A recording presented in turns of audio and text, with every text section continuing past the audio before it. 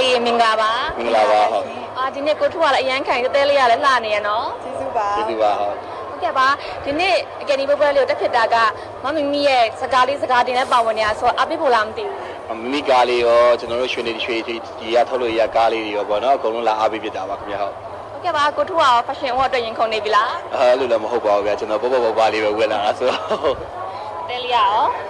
ဒီနေ့တော့ fashion walk ရသွားတဲ့လူကိုလက်ခုပ်တီးပေးမှာပါလို့အရင်လည်းဝမ်းသာမိပါပါရှင်ဟုတ်ကဲ့ပါဒီနေ့အကယ်ဒမီပွဲကြီးမှာပေါ့နော်ဒီအမှုပညာညီကိုမောင်နှမတွေကဘသူ့ကိုမျှော်မှန်းထားလဲမသိဘူးသတင်းကြားထားရလည်းအများကြီးရှိတယ်ဘသူရလည်းဝမ်းသာမိမှာပါဟုတ်ကဲ့အကုန်လုံးအားပေးဖို့လာရောက်တာပါလို့ဟုတ်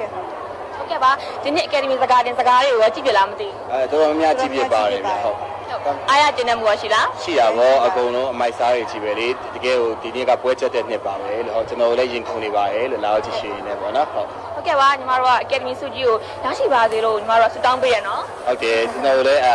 တို့ရသေးတဲ့သူတွေအကုန်လုံးရကြပြီးတော့ပေါ့နော်ပြိသက်ချစ်တဲ့သူတွေအကုန်လုံးရကြပါသေးလို့ဆုတောင်းရတယ်ကျွန်တော်တို့ကိုယ်တိုင်လည်းရင်ခုန်သွားတဲ့အထဲမှာသွားကြည့်ရှုလို့ဟုတ်ကဲ့ပါအခုလိုပြကြပြရတဲ့ကျေးဇူးအများကြီးတင်ပါတယ်ရှင်ကျေးဇူးတင်ပါတယ်ဒီပြ